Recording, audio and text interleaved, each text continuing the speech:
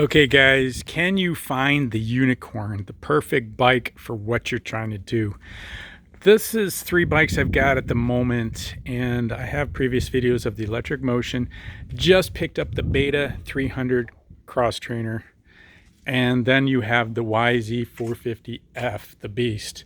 Now I know that's not, these aren't kind of like items, but I'm just using this as reference. Kind of talking about what are you trying to do? So you got to figure out what you want to do. Obviously this is strictly a motocross bike, the YZ. It was great on the track. I loved it on the motocross track. You could drop it off a 2-story house and the thing would suck it up. And yeah, I had my fun with this thing. I had a YZ 250F before this, really enjoyed it, kind of wore it out, decided to try the 450. Probably way more bike than I need. I'm an older rider and I don't need that kind of power, but I did enjoy it for the track. I tried to trail ride it last weekend again, which is like my second time trail riding it. Not enjoyable for me. Obviously it's not a trail bike, but that's all I had at the time. My electric motion is normally what I trail ride, but I had to get, these days, but I had to get more range because I was with some gas powered KTMs and so forth. And so this thing is the daddy of hardcore technical. Now she's wounded right now, so she's missing some parts. So the tail section and tail fender are missing because they got busted up. A little disappointed in how easy that stuff is to break, and more disappointed on how hard it is to kind of get people to, or the distributor even, to understand what it is you need. But the point of this conversation is this Beta might be the perfect fit for what I'm trying to do. Now remember, everybody's different, body size and so forth. I'm 5'10", about 165 pounds without gear, call it 170, 75 with gear. And this lower seat height, smaller frame overall, so far in my 2 rides, I had an absolute blast with it yesterday. And it really hit the nail on the head in terms of weight, manageability, handling, and absorption of the hits on hardcore trails. And then when I say hardcore trails, they were like freshly logged roads with all the debris and logs and junk and mucky tire tracks and stuff. A lot of pounding, and the suspension sucked it up. As opposed to, say, a bike that's not built for the trail, you will take a beating with that and get kicked all over the place. So this thing is, for my size and height, remember, if you're 6'1" and 240 pounds, like a friend of mine, he's on a KTM 300 XCW, and that fits him more like this probably fits me.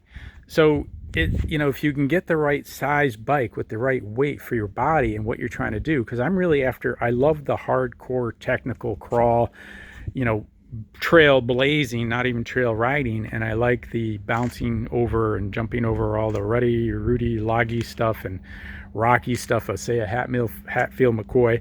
And we're on our way to Moab in March, so I had to get something with some range beyond the electric motion to keep up with the KTM XCWs that my 2 buddies are riding. Now I knew I wasn't going to enjoy trail riding this last weekend, so I brought it because that's all I had other than the electric motion, which is a little broken right now and didn't have the range. But luckily my buddy hadn't ridden one, so he wanted to try the 450. So I spent most of my afternoon on the KTM's 300 XCWs and really understood better the crawlability, the lightweight, and the manageability of those bikes. Now I wasn't into exotics. I kept saying no to KTM, and I kept saying no to 2-stroke because I just don't like 2-stroke. I hate the smell of his bike if I'm ever following him. His 2013 stinks the whole woods up. The 2022 is obviously much cleaner, and I love that fuel injection and stuff. How I wound up with a Beta, I'm not really sure. I must have been bumped my head that week or something, but I'm not really into these exotics. I say that, as you know, but I have this electric motion, which I call an exotic.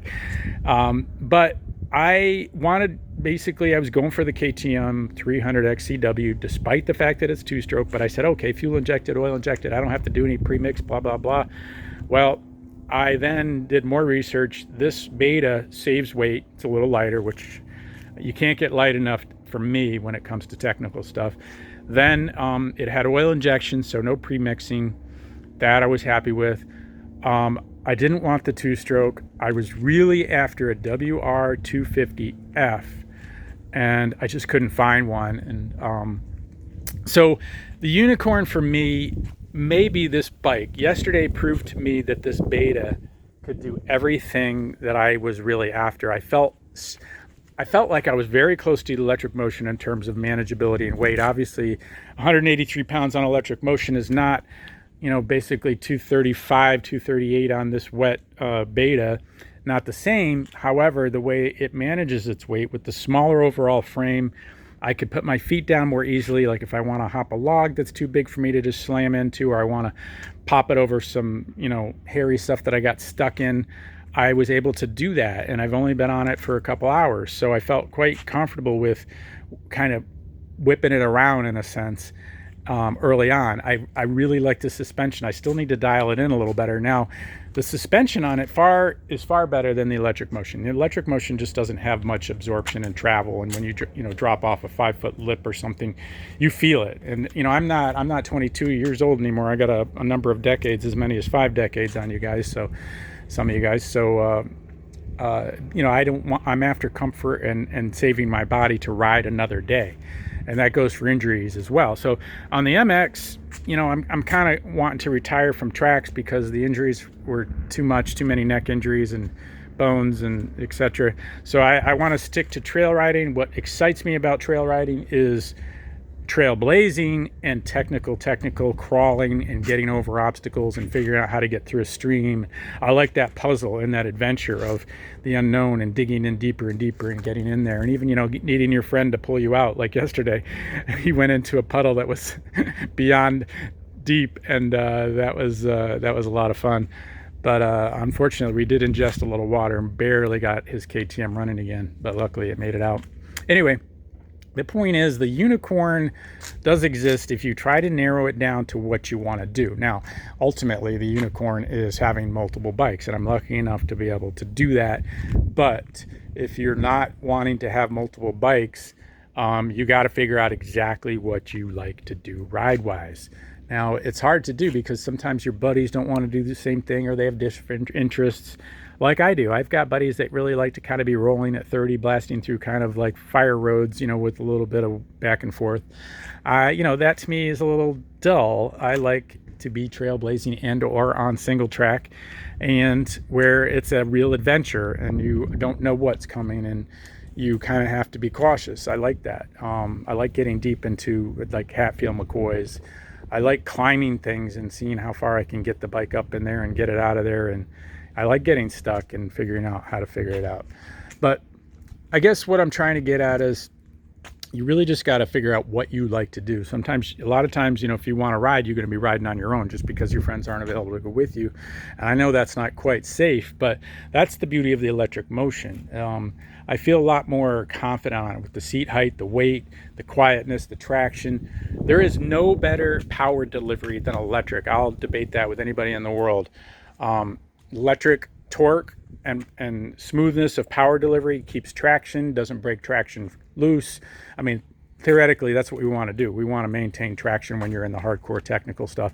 And in my opinion, there's not going to be anything more confidence building than the electric motion. Whether you're a beginner or a hardcore advanced, you will be able to go deeper into the shit with the electric motion in a smooth, safe manner and get yourself out more than probably anything else I've ever experienced. Now, this obviously, you're limited by battery range, unfortunately. So then we have to move to this. This is the closest thing that I found to electric motion, capabilities, weight-wise for me, size-wise for me. And I think I made a good choice, but I'm not, again, I'm not psyched about two-stroke. I don't like the noise. I don't like, like the smoke and so forth. I feel like I might be pissing my neighbors off when I ride it. Now, a big part of this was that it was plateable, this bike. The WR250F was not instantly plateable. I probably would have had to spend $500 with, whatever that is, that dirt bike legal dirt bike process and try to get a plate for that, because plates help a lot when you're doing different forests and state lands and going out west to Moab and all that stuff. So I really wanted something plateable as well. So anyway, I guess the moral of the story here is multiple bikes are nice to have. Other than that, you really have to dial in what turns you on in terms of what you want to do. And, you know, for me, again, it's trailblazing, tight technical, hopping over logs and rocks and going through streams and fun stuff like that.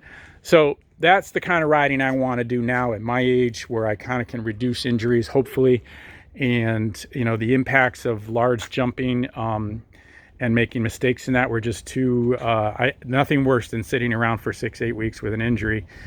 There's nothing more depressing. So it's really about keeping, you know, riding keeps you in shape, but you got to be able to keep riding. You can't have all sorts of injuries and enjoy riding.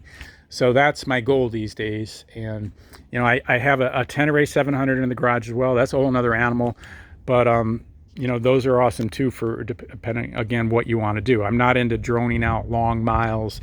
So the Tenere as well, it would be for, you know, say if I was out in Moab, I love them long dirt roads with huge, you know, views, and you can take it through a streamer here and climb some mountain roads and all that stuff, you know, different beast altogether. So ideally, I'll bring the electric motion and do the hardest hardcore at Moab. Secondarily, I'll have this, if I can have it in the trailer. We're all debating on how many bikes we can bring. I'll have this for the longer range stuff. I've noticed it's a little thirsty, so I'll have to put some bottles of gas on it. And then I won't have that. I'm done with that. I'm selling that. And I lost my WR250R, which was a plated, but that was, you know, that was a Cadillac comfy ride, and it was a nice versatile bike, but it was also heavy, 295-ish and more. And it was, you know, nothing too thrilling power-wise, harder to pull the wheel up and stuff. But anyway, I think check it out. Sit down with yourself, debate what you really want to do, what you really enjoy, and then try to nail down that bike and see if you can do it. Now, again, it depends on your body size and your weight and so forth, and how old or young you are too. So anyway, I hope that helps you guys. Looking for the unicorn. Does it exist? It exists in multiple bikes. There's no one perfect bike, but you can get as close as possible, again, if you decide what it is you really like to do. Hope that helps. Talk to you guys later. Appreciate any likes and subscribes.